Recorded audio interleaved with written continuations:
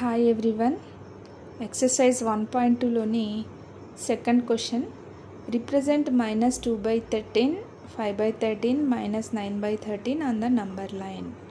డినామినేటర్లో ఇక్కడ 13 ఉంది.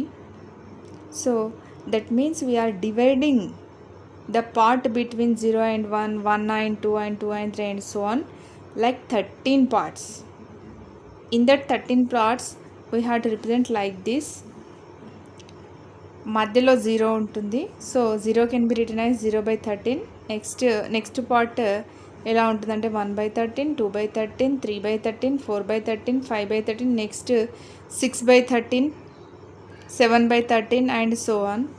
Left side negative fractions వస్తాయి. -1/13, -2/13, -3/13, -4/13, -5/13 అండ్ సో ఆన్. మనం ఏమేమి రిప్రజెంట్ చేయాలంటే -2/13 లెఫ్ట్ సైడ్ ఉంటుంది, 5/13 0కి రైట్ సైడ్ ఉంటుంది, -9/13 0కి లెఫ్ట్ సైడ్ ఉంటుంది. నెక్స్ట్ క్వశ్చన్ వచ్చేసి question number 3. Right 5 rational numbers which are smaller than 5/6. 5/6 కంటే చిన్నవైనటువంటి 5 rational numbers రాయాలట.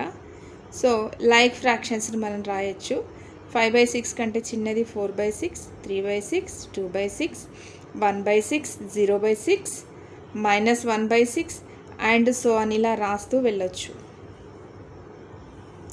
Next fourth question, find 12 rational numbers between -1 and 2 అన్నాడు. -1, 2 మధ్యలో 12 రేషనల్ నెంబర్స్ను మనము ప్లేస్ చేయాలట.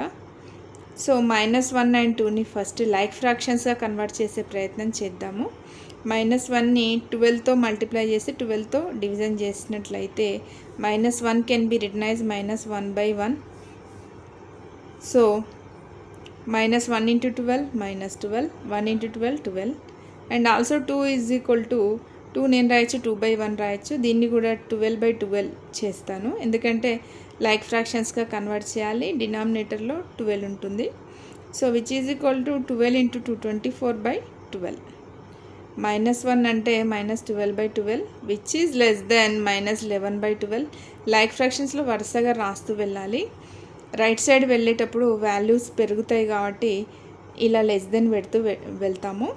-11/12, -10/12, -9/12, -8/12 which is less then -7/12 dash dash dash.